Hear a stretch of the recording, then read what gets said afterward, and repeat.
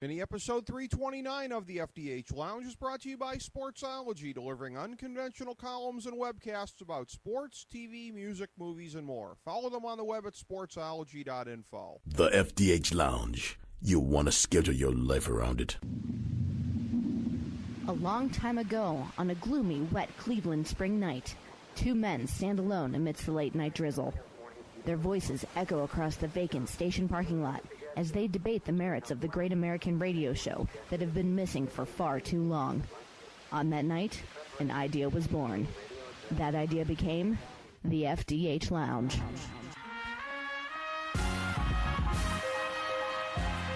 Welcome to the FDH Lounge. Hello, everyone. Welcome to the FDH Lounge. This is mini episode number 329. I am FDH Managing Partner Rick Morris.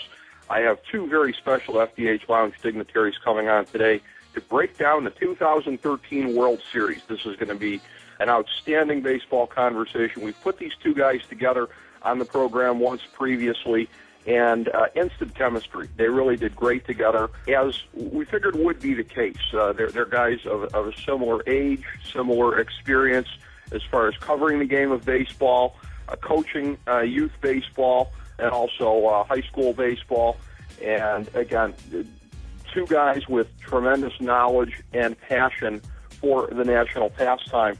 If we're sounding like at any point in time here that we're partying like it's 1999, that would be because this World Series that we're about to be covering features, for the first time since 1999, the two teams with the best records in baseball, best records in each of the respective leagues.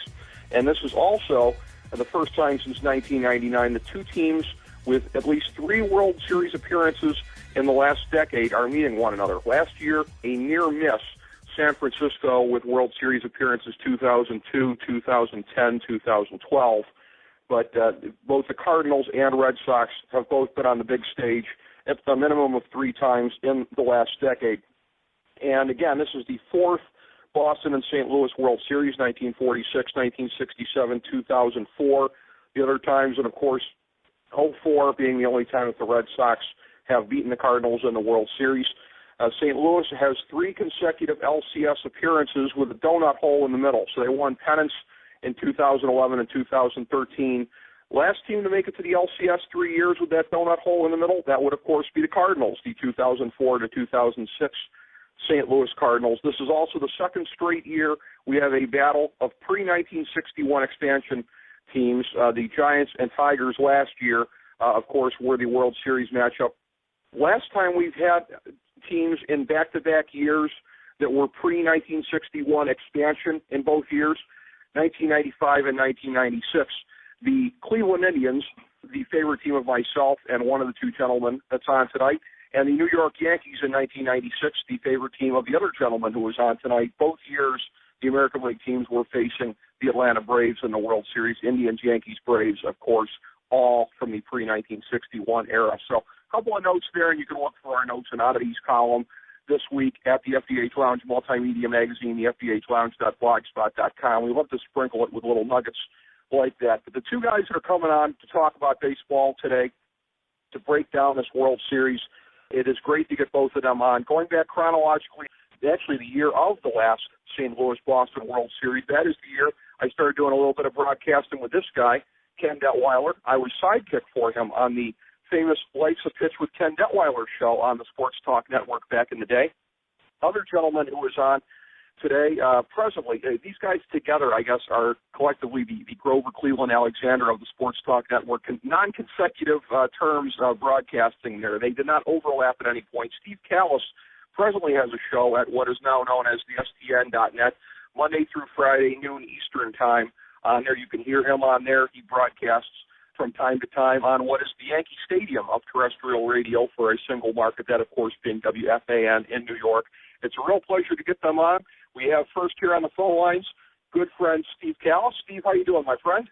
It's great to be with you, Rick. I'm happy to talk about the World Series. It's going to be awesome. It's going to be a great conversation, as always. And the other guy coming on, out of all the people I've ever done things with, I would say he forms the quickest chemistry with anybody, and we saw it the last time he was on with Steve Kallas.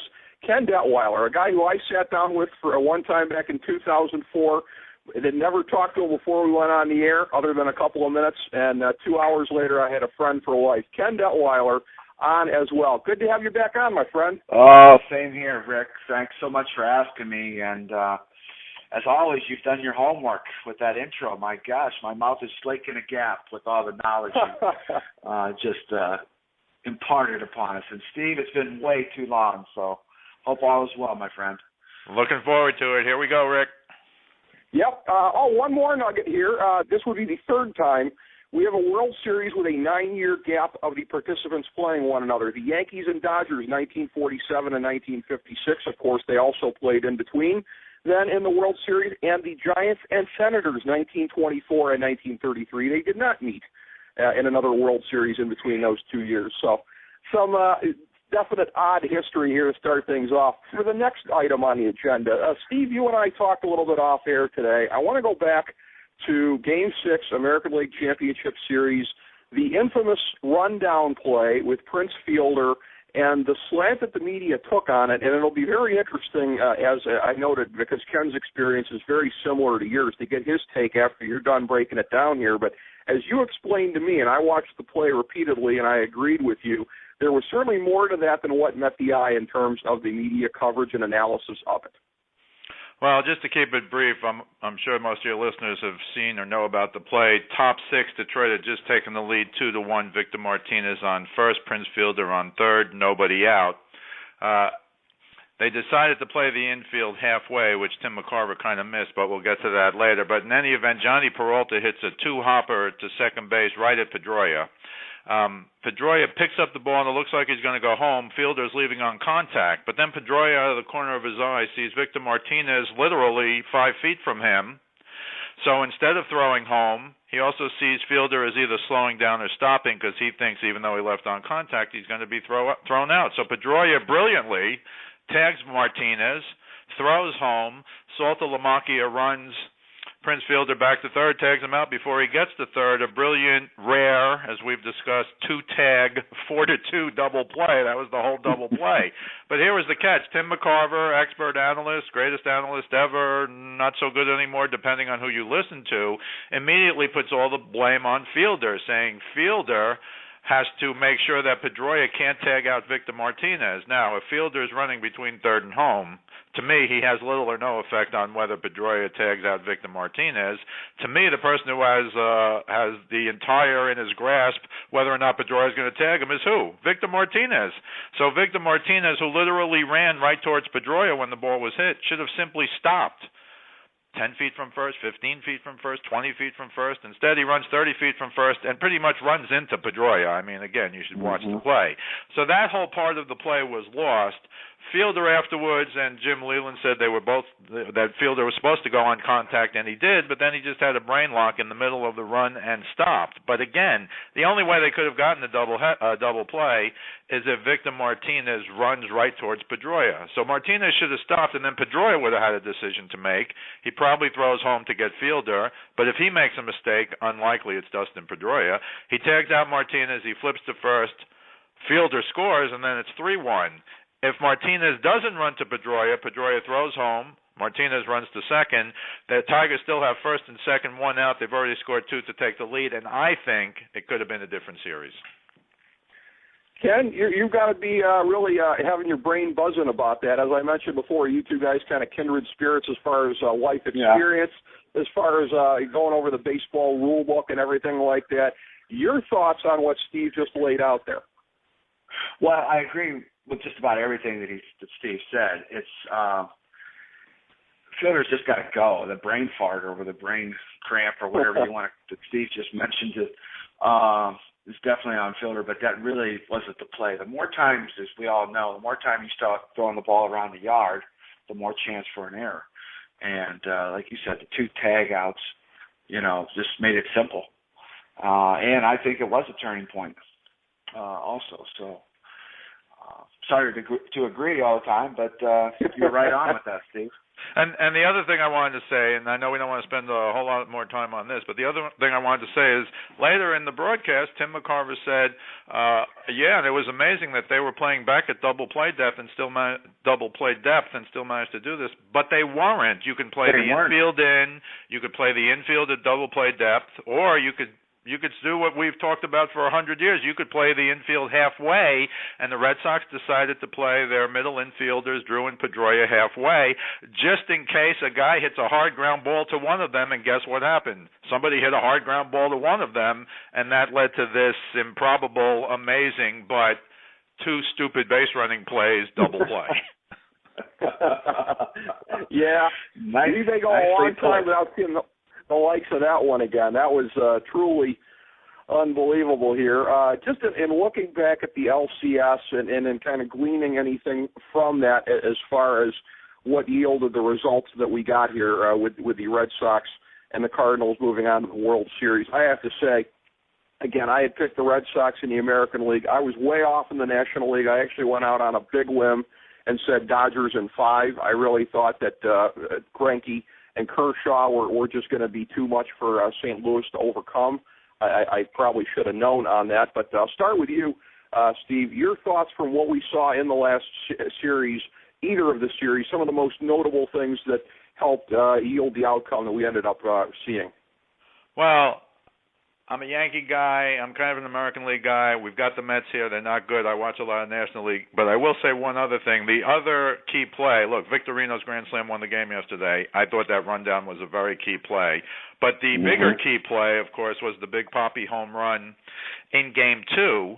The Tigers won the first game. They were coasting along 5-1 in the second game. I'll say it again. If that inning is a little different, the series could wind up different. All of these scenarios put the ball in Justin Verlander's hand for Game 7. And if you watch the Tigers, everybody generally was saying Verlander wasn't Verlander this year. Well, if you watch them the last 2 or 3 weeks, he was Verlander. So I would have been, and I picked the Red Sox, don't get me wrong, but I would have been confident as a Tigers fan if Verlander got the ball for Game 7. So go back to Game 2, 5-1, 8th inning, man on first, Ellsbury up.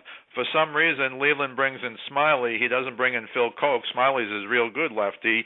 Koch is his used to be good lefty who had some injury problems and didn't have a good year. But here's what happens. Smiley walks Ellsbury on 4 pitches. And so they bring somebody else in, and then they get the bases loaded. The tying run comes in. They bring in their closer, Benoit, who's facing Big Papi, righty-lefty, with the bases loaded. And while people said they should have left Scherzer in for the 8th inning, you can debate that all you want. Leland got out of that one by saying, Scherzer came in and told me I was done after 7 innings. Scherzer came in and said, I can't do it anymore. So supposedly that's why he came out 108 pitches. You can debate that. I don't really care. But I think Koch should have pitched to Ellsbury. And I actually found an article, Rick, since I spoke to you, from CBS Detroit, that explained that the reason Leland didn't want to use Koch is because he didn't want to use him in a very close game. He wanted to get him, he had been hurt, he hadn't pitched in a while. He wanted to get him something easier. And just for the record, the easier time that Leland decided to bring him in was not in this game. He brought him in the next game to pitch to David Ortiz when the Red Sox were winning 1-0. Yeah. And by the way, for the record, he got Ortiz out. So I don't think it was so much, the article I read was Koch didn't feel bad that Benoit pitched against Ortiz, but I think it should have been done totally different. Since Koch is the newer, injured, hasn't pitched in a while guy, pitch him against Ellsbury, which is a tougher spot. Being ahead 5-1 with a man on first pitching to Ellsbury, or the next day losing 1-0 late in the game pitching to David Ortiz. So clearly, I think he admitted he made a mistake without quite admitting it, but it wasn't about, to me, whether Koch should have faced Ortiz, although he has good numbers against Ortiz. It should be whether Koch should have pitched with a 5-1 lead. To me, Jim Leland blew that game by treating a 5-1 lead like it was a 2-1 lead. So those are my 2 pet peeves about the Tiger series. I'll defer to you guys on the other series. I have some stuff to say, but don't want to take over the whole show, so I'll defer to the National League to you guys. Okay, I'll tell you what, just a quick follow-up on that, Ken, is that it seems that Jim Leland was hoping to have at his disposal, a healthy Phil Coke or a classic Coke, if you will. But as far as it goes, I apologize for that. That was horrible. As far as it went, Ken, I really thought that Leland really kind of wet the bed as far as his management of the bullpen here. It seemed like he was gripping. He knew that his bullpen, by, say, Houston Astros standards, was pretty darn good, but by the standards of a team in the American League Championship Series, not so much. He's got his two best players, for whatever reason, the two big fat guys, one of them, Cabrera, banged up. In the case of Fielder, who the heck knows? Really, who knows what the deal was there. But they knew they weren't quite right. It just seemed like he kind of gripped under the circumstances, dealing with the pressure. Yeah, it wasn't his best series at all. And he's still a heck of a manager. But, and that kind of, the one thing I like about Leland is he definitely takes ownership of what he does, like you mentioned. Mm-hmm. But I wonder, as you and I mentioned earlier today, how much pressure is coming from the top to get this thing done, to get that championship. And so that might be, I don't know if he had that in the back of his mind. I mean, who knows? I mean, we talked about Illich and his age. So I don't know if there's pressure from the front office that trickles all the way down, and maybe you tend to make a mistake now and then like that, because Leland's usually one of the best.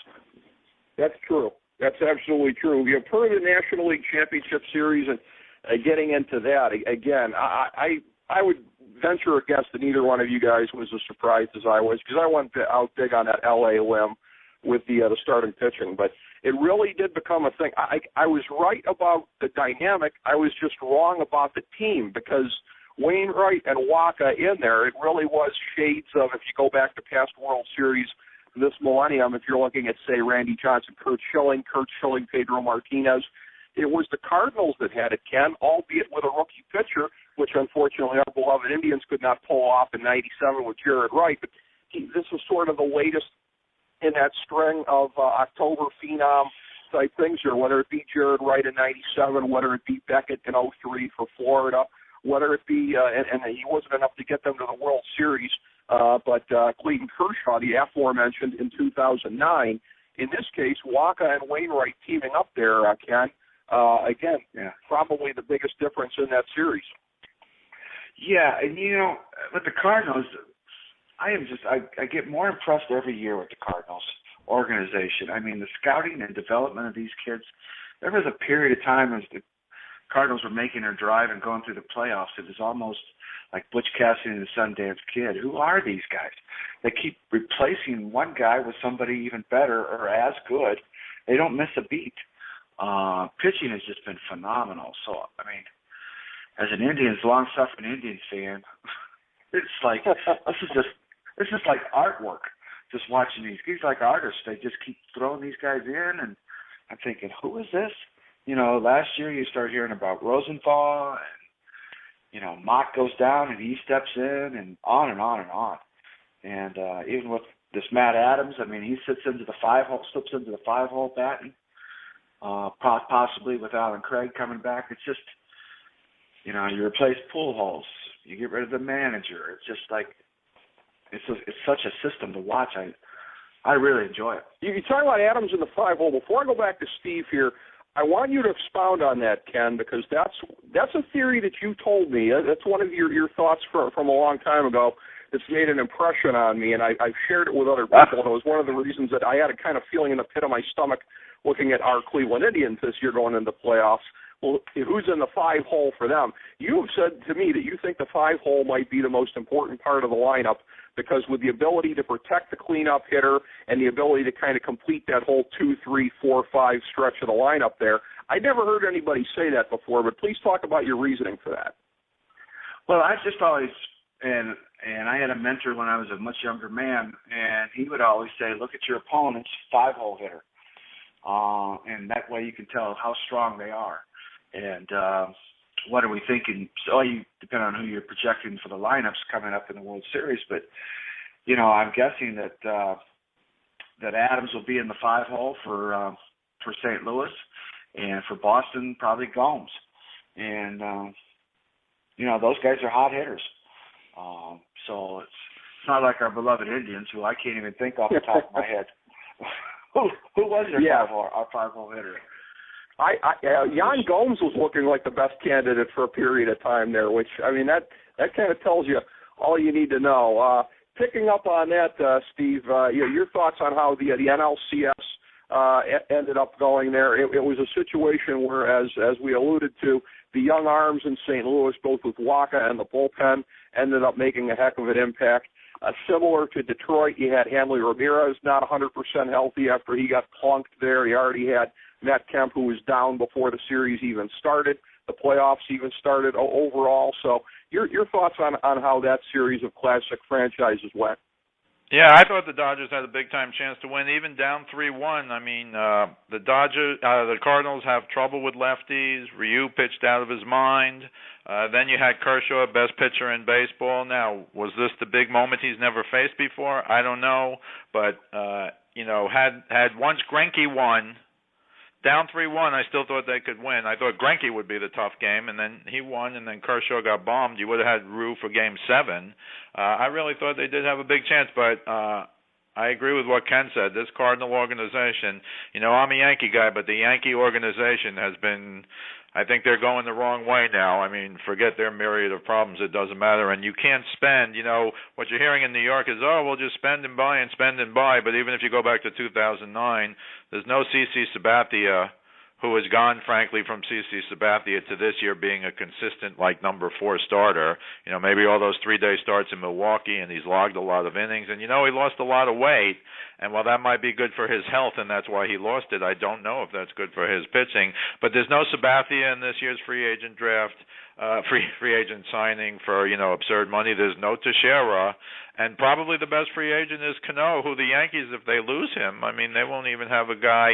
Whatever you think of Cano and his laziness, 159 games, 158 games, 160 games, the guy's played 157 games or more the last 5 or 6 years. But I'm not here to talk about the Yankees, I understand. But the Kershaw in the big spot, I mean, you got to be honest. The guy's been fantastic. He's cocky. He thought he should have started the All-Star game, and maybe he should have. That was a Matt Harvey in Citi Field deal in New York. But he was nowhere in the big game, and I thought they did have a big chance. But the Cardinals, I would say right now, even more so than the Yankees, and it hurts me to say this, are the most respected and well-run. I'll throw in Tampa Bay as well. Those are the two best well-run organizations in baseball today, in my opinion. Yep. And the Cardinals really, look, Waka came out of nowhere. I think he was pitching in the College World Series for Texas A&M or something. But he was lights out, and I'll say this. Whatever you think, a lot of people think the big moment scared Kershaw. I don't know if that's true or not, but certainly the big moment did not scare Waka at all. And, if we're going to go selections later, I'm going to pick the Red Sox because I think their pitching is deeper.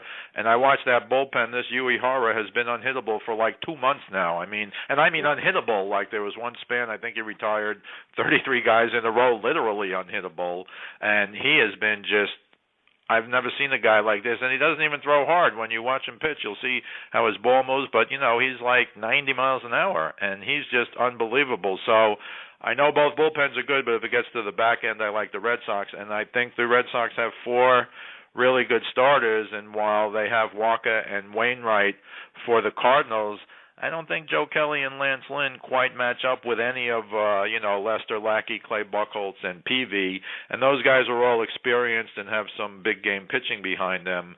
Whereas, again, I think St. Louis is a little weaker on the back end of the rotation and a little weaker in the bullpen. And to me, it always comes down to the pitching. Absolutely. Yeah, Koji did to the Detroit Tigers, it seems, what Honda and Toyota did to the city of Detroit, because he just completely befuddled them. I hope that's not too insensitive. But, side question on the Yankees really quick there, Steve. Let me ask you this, because, again, I am a lifelong Yankee hater, as I know that Ken is, but I try to be objective when giving analysis on this. In a vacuum, I would always say, Yankees job, Cubs job, take the Yankees job. If you're Joe Girardi, and you've already won a World Series there, you're a made man, and there's nothing but bleakness in the next couple of years ahead because it's going to be a totally inefficient payroll. They have no farm system. in a vacuum, I think I lean towards the Cubs. I don't think he made the right move under the circumstances. Your thoughts? Well, I think I can answer that question, but I have to preface it with saying I can't believe I still come on with two Yankee haters, but I guess you guys are good and knowledgeable, so I'll just keep coming on. But I actually do have some pretty good knowledge on that, and here's the reason. It's not baseball related. I know Joe Girardi has a son who's 13 or 14 who plays on a travel baseball team up in Mount Kisco, New York, which is a suburb of the city, and it's the same team and the same manager that my son played for 5 or 6 years ago for a few years. And I think what I've seen, and I've seen Joe Girardi and his son at these games, he's got 3 kids, and they're all kind of locked into their own, whatever you have, but especially in the baseball aspect for this one son.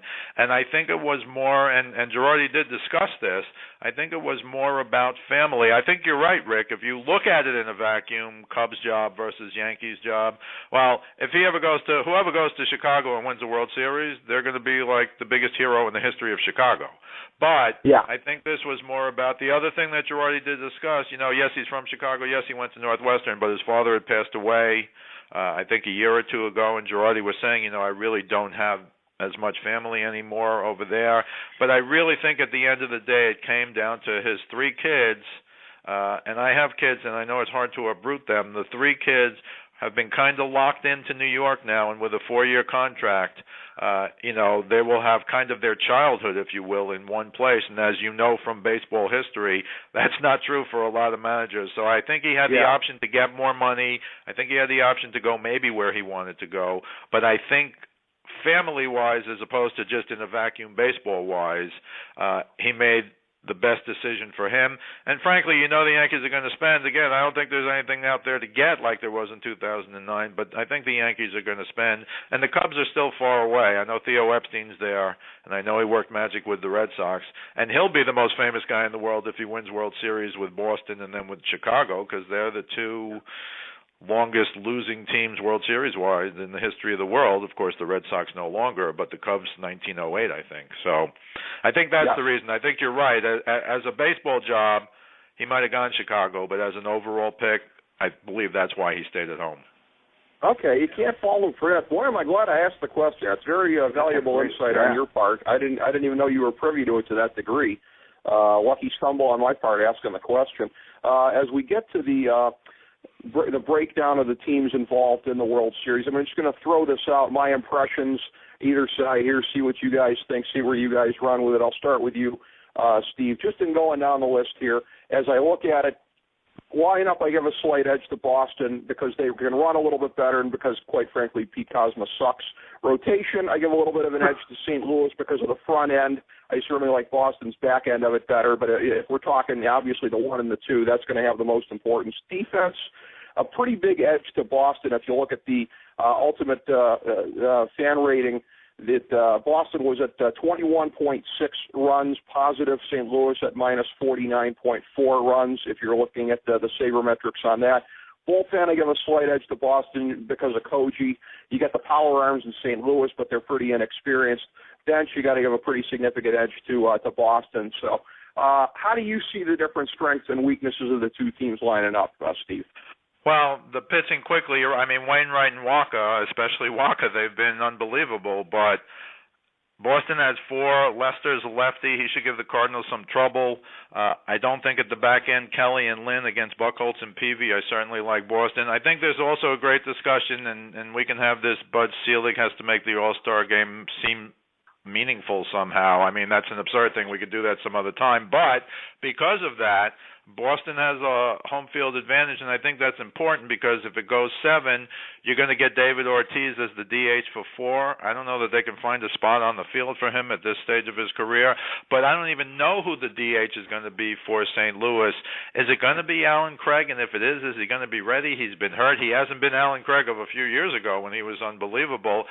And if they don't have Alan Craig, I don't think they have anybody who can DH. It's going to be, Daniel Descalzo or Shane Robinson. I'm not knocking those guys, but they're not Big Papi. Of course, the flip side of that is you can say to me the 3 games in St. Louis, I don't even know that Ortiz is going to be in the lineup, and if he's just like a pinch hitter late in the game, that's a blow to the Red Sox because this guy, he only hit 091 in the playoffs, but he had a monster season. I saw him play. I even was up in Fenway once and saw him play. He had a monster season this year, and even though he hit 091, he still had that's the biggest hit of the series. The series is over if he doesn't hit that grand slam, in my opinion, because they would have been down 2-0. So I think there's an angle there. I love the Red Sox speed. I just think they're going to be too much. Now, I see a lot of people picking the Cardinals now, and you certainly could go that way. And I understand the big two, if you will. But I don't think the big two blows away Lester and Lackey. Lackey's been unbelievable. Don't look at his record. Watch him pitch because he has pitched some unbelievable games this year and got very poor run support. So it's not like we know Wainwright and Waka, if they're all healthy, they're going to start 4 games, and that's a big, big plus. But I think those 4 games are going to be more even than the 2 or maybe 3 games that they don't start. The Cardinals got to hope it doesn't get to a Game 7 because then I think they're going to be at a big disadvantage and they're going to be in Boston. Absolutely. It does look like Alan Craig is going to be in there at DH for St. Louis, so that will be a big, big help for them and probably available to pinch hit in the games in St. Louis as Ortiz will be for Boston. Ken, your thoughts on the respective strengths and weaknesses of the teams? Not too many weaknesses, obviously, overall here, but just essentially how the matchups fare against one another. Well, I guess if the two teams had a weakness, in my mind, they're not super in defense. They're not spectacular. And Boston, the one thing that you fear is they haven't really hit. They've had the big hit at the right time, but and that's great pitching that they're facing too. But if they come out of their shell, it could be all over quickly. But I think this is the makings of just a super classic. That being said, Boston will come out and knock the crap out of St. Louis or something like that, or or vice versa, and go 4-0. But I think this has got to go 7. And what really impresses me on both teams is the bullpens. I mean, St. Louis started off with Mott, gone. Was it Hanrahan, and then Bailey, and now it's the third closer. It's like, what other teams can do that and be effective and win? Like you said, two best records in baseball. That's like extraordinary. And the dream season that Boston's having. That's where I kind of agree with Steve. They turn around, and I mentioned to you, Rick, I was a Bobby Valentine fan. I don't know. I should probably seek help. He's missing in action in Boston, I can tell you that. I know. I'm sitting here thinking, good Lord, you come from, 67 wins to, being the favorite amongst a lot of prognosticators to win the World Series. It's like, and the beard thing, I'm weighing the system, the robot, which is known as the Cardinals, versus the Red Sox, which, is it modern day gas house gang? I mean, these guys just are ugly looking with the beards, and they get out there and they grunt and carry on, and they're just blue collar workers for the most part. Well, you know what, and this is one of these incredible historical ironies. I mean, you said dream season, and that is something that a lot of people would attach to this. And if you even want to go back further in it, again, we're far enough away from the marathon bombings, but I think that early in the season there was a little bit of that with the spirit of the carryover. The team was already doing very well at that point. You talk about dream and Boston, it makes you think the impossible dream, 1967. Who did they play in the World Series? The St. Louis Cardinals. It's actually really been feast or famine. We talked about this previously with the World Series between them. 46 and 67, 7-game series. 2004, a sweep. So I know we're probably looking for a relatively long series here, but the odds say that if it goes past 4, it's going to go 7 because it's only ever been 4 or 7 in the past. In looking at this, Steve, some of the key players, we've already talked about some of these names, guys that you think will be instrumental in the course of deciding the outcome. Of course, Waka with one of the great rookie postseason runs we've ever seen. Koji has been just about as unhittable as anybody we've seen in any kind of stretch like this. Carlos Beltran, one of the great postseason clutch players, finally in his first World Series. Alan Craig, his health is going to be instrumental for St. Louis if he's going to be able to at least hold up his end of the bargain to play DH and pinch hit in St. Louis. The same would be true for Ortiz, what he's able to do, making an impact in St. Louis in limited use there. A name we haven't talked about, a guy who had statistically maybe the best pitching season out of anybody, but he tends to get forgotten about because he missed a good chunk of it, Clay Buchholz, a guy who can go toe-to-toe with Wainwright if need be. So your thoughts on any of those names, Steve, or anybody I didn't mention that you think can... Yeah, I'll speak briefly on Carlos Beltran, because if you live in New York and followed the Mets, your memory of Carlos Beltran, a great player, no doubt, is him standing in the batter's box taking that 0-2 breaking ball from Wainwright in the playoffs. So the Cardinals go to the World Series and the Mets go home. 2007, I think that was. And that's, I hate to say it, but the other thing that does bother me, Beltran hit his 15th home run the other day in the postseason, and they made the announcements all over the place. This stuff makes my head explode. Carlos Beltran has now tied Babe Ruth with 15 postseason home runs, and I've always maintained, fellas, there should be two lists. There should be a postseason home runs list and a World Series home run list. And as you know, the World Series home run list says Babe Ruth 15, Carlos Beltran 0. Now, that's not Beltran's fault. He's never been there, and it's good for him that he's finally getting there. But he's been in New York, and he had some good seasons in New York, don't get me wrong, but he's viewed as, and look, I remember the pitch like it was yesterday, and frankly, even saw it on a video the other day. An 0-2 curveball that you're never looking for. A, you're looking for a fastball. B, you're looking for a waste pitch.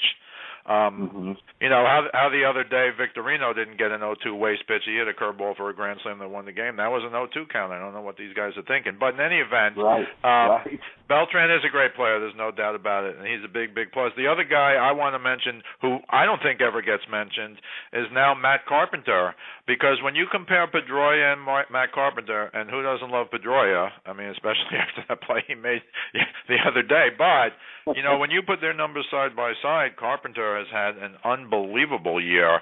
So I think there are some unsung heroes. You know how this comes up in the World Series sometimes. You have guys you just, you know, Al Weiss comes to mind for me with the Mets 100 years ago. I mean, Scott Brocious more recently.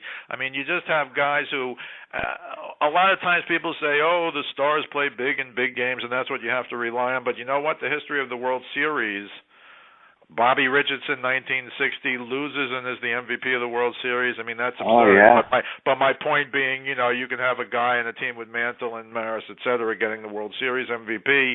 I mean, that was bizarre, don't get me wrong. But my point being, there always seems to be one of these little guys who really makes a big, big play that, you know, Victorino, who couldn't even hit lefty, and he's not an unknown, but he's certainly not a superstar. For him to do what he did, batting righty, and then, you know, he finally switched to switch hitter earlier in the series. He was no good. He went back to righty and hit a home run off a righty to win the game, you know, and have them move on. So I still like the Red Sox.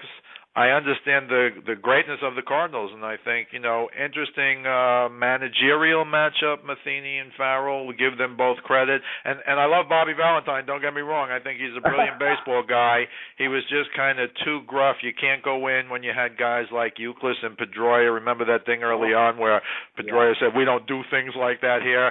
As good as I think he is, and I think he really is good, he just wasn't a good fit. But I think also one of the reasons, Rick, I liked and I picked Dodgers Red Sox is because the Red Sox became the Red Sox this year, not just because Bobby V wasn't around, but because they traded those contracts.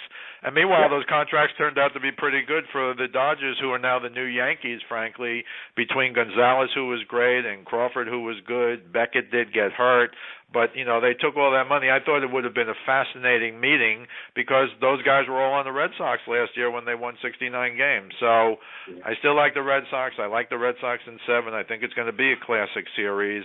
I think it's fantastic, finally, that the two teams with the best records play, because I've written for years, especially with the wild card, baseball became the last major sport where losers can win. That was never true in baseball. Until 69, you won the pennant, you were in the World Series, win or lose, you pretty much had a good season, unless you're the 1960 Yankees and you lose to the Pirates, of course.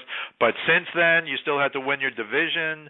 And then when the wild card came in, I think 95, I think it was, when the wild card came in, to me, that was a turning point. But I will agree, once you had one wild card, they finally got it right by having two wild cards, because those guys really should have to climb a mountain to make it to the World Series. And not surprisingly, neither of them did. I think you'll see less and less wild cards make the World Series now, because you have that one-game playoff game, which should be 2 out of 3, by the way. But it's going to be much harder, and I think that's fairer, frankly. I think it should be virtually impossible for you to win the World Series if you're the wild card. That's my opinion. Well, very good points, Steve, and I want you said on Beltran, and I know that Ken, like myself, a big adherent of the old school also. Yeah, there really should. It ain't apples to apples when you're talking about Carlos Beltran's October record and Babe Ruth. There really ought to be a way to delineate that. I know that Ken, you have always joined me in bemoaning, some of these affectations that have been put in the modern game, and certainly, Fox, who's going to be broadcasting the World Series, is responsible for at least some of that. Wouldn't surprise me if they tried to wedge in Miley Cyrus doing the seventh inning twerk just to try to pop the ratings here, But it's just, the affectations, the bells and whistles on today's game. I know it's a real get off my lawn type sentiment, but that's how I feel about the world of baseball as well. Ken, react to anything Steve said. Your thoughts on any of the key players in this series and elements that could swing it one way or another? Well, first of all, I was a young boy, and when the Pirates played the Yankees, and had family that were big Pirates fans. And I remember that series as a young, and if memory serves, Steve and Rick, the Yankees would beat the living crap out of the Pirates one game, and then they'd lose the next game. That's correct. And then they come back and roll them again, practically, like 10 runs. And that last game was just unbelievable when Mazeroski hit that one out. But that really cemented it for me with baseball. And hating the Yankees, right? Did that cement it for you for hating the Yankees at a young age? Well, it did. But let me say that Babe Ruth is my all-time favorite player, and Jeter is my favorite player today that's in the game, because they did it well. I don't know about the Babe, but Jeter and Mariano and those kind of guys play the game the way it's meant to be played in my book. And I know I'm old school, but they are to be commended for that. So. That's all the love I can give you on the Yankees there, Steve. All right. Well, let's move towards predictions here. Let's get these out and thoughts on that in our remaining thing. We got about 2 to 3 minutes here left to go. My prediction, I'm going to go with, I know I gave the edge to Boston in a lot of the areas on paper, but St. Louis is a team that just kind of befuddles these expectations. They just always have in the runs they've been on the last couple of years. I'm going to say Cardinals in 6. Steve, you've already said Red Sox in 7, correct? Yeah, that's correct. They've had one of the great turnarounds in the history of baseball, 69 wins last year. They're on a roll. They've had some incredible, I won't call it luck. I'm not a team of destiny guy, but I do agree that the Boston Marathon bombing early on kind of united that city, much like in 2001, frankly, even though the Yankees lost that World Series. It was one of the most incredible, first horrible and then fabulous Septembers into October. And, of course, you don't compare baseball games with what happened at the World Trade Center. But I do think Boston, they're so hardened, they're so veteran. Ortiz and Pedroia are great leaders, not good leaders. And I think when push comes to shove with the pitching, the back end's going to count a lot, and I think the Red Sox have the edge there, even though Waka and Wainwright are like a fantastic 1-2 punch. I guess I'll say Wainwright and Waka because that's how they're starting, but Waka, of course, pitched better than anybody on the planet in the last series. So, yeah, Red Sox in 7 for me. All right, Kenny D, break the tie. What do you think, my friend? Well, this morning, when I knew we were all going to get together, I had the Cardinals in mind. But then as I started doing a little bit of digging here and there, it's like I said earlier, I look at the Cardinals as being like a machine, and there's nothing wrong with that. That's just great. They just manufacture these guys put them out there year after year after year. They're to be commended for that.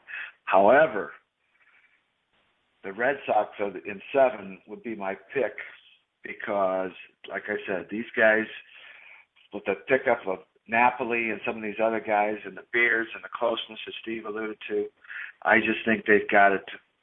They've got everything put together here, and it's just. I do believe in a team of destiny. I think maybe this is the year they caught lightning in a bottle.